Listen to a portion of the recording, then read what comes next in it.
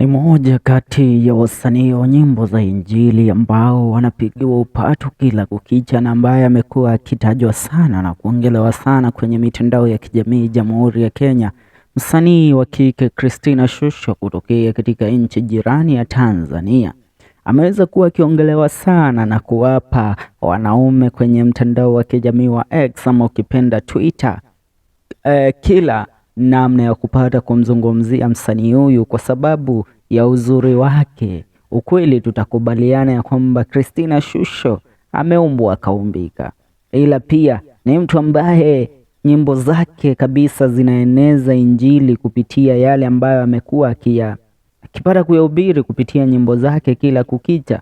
Maana Christina Shusho ni mtu ambaye katika nyimbo zake amekuwa akinukuu mafunzo kutokea katika kitabu takatifu cha Biblia kila kukicha.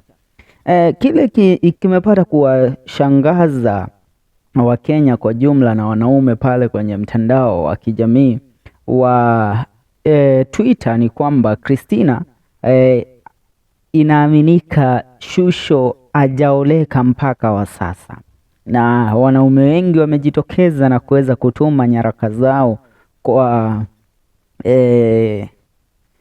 kwake Christina Shusho kupitia ukurasa wa kijamii wa Twitter, wakidai ya kwamba wangependa sana kuwa wao ndio watakuwa katika mahusiano na Shusho kwa hili. Lakini Shusho si mara yake ya kwanza hii kuweza kuhusishwa na mwanaume, maana inaaminika Christina Shusho aliweza kutengana na mumewe ambaye jina lake ni Pastor John Shusho, na wawili hao walikuwa katika mahusiano.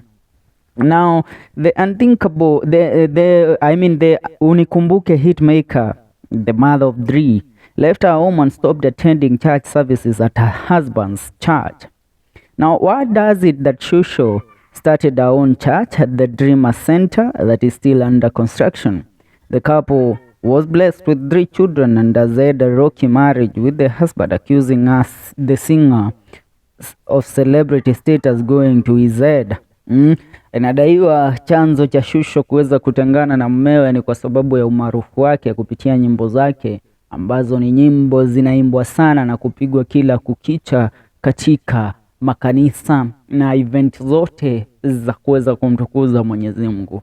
Shusho baada ya kuona jinsi ambavyo Wakenya wamekuwa kimtaja katika mitandao ya kijamii, alipata kuwaarifu hapo jana ya kwamba yupo katika mazungumzo na mcheshi Churchill Dambuki kuweza kuandaa tamasha moja kubwa sana nchini Kenya, ndipo kuweza kufunga mwaka wa 2023 nchini Kenya kwa namna yake. Yeah, that's what's up. Je, unazipenda nyimbo za Christina Shusho? Na kwa zote nyimbo zake Christina Shusho, ni mgani ambao unakupendeza sana? Now looking at some of the quotations ambazo Christina Shusho amepata kuzitaja kupitia nyimbo zake. Christina Shusho reacting to Kenyans online discussing her gospel songs. The Tanzanian songstress has been the subject of discussion this weekend, with many captivated by how she incorporates scriptures into her songs compared to others. She responded to one man, Iconic Gravity, who wrote, "I want to convey sincere gratitude to all Christina Shusho fanatics for making the right choice. Not only has she won our hearts, but also our souls. I cannot take for granted the dedication, participation, and support given to management." The songwriter responded akisema, "Asanteni sana, I don't take it for granted pia." She's currently in Arizona, United States of America, for a Hope of Life worship event where she will lead a seminar as the lead pastor. She was last in Kenya on October 13 to 14 for a crusade in Kasarani Moi International Stadium with Pastor Evelyn Joshua. She also attended the Alive to Live Africa album and mission launch. Live to Live Africa album and mission launch.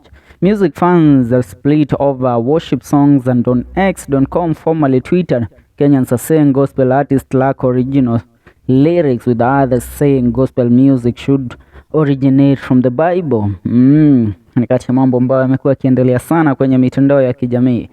Achia maoni yako kwenye comment section. Hii ni FM Show KE. Tuungane kwenye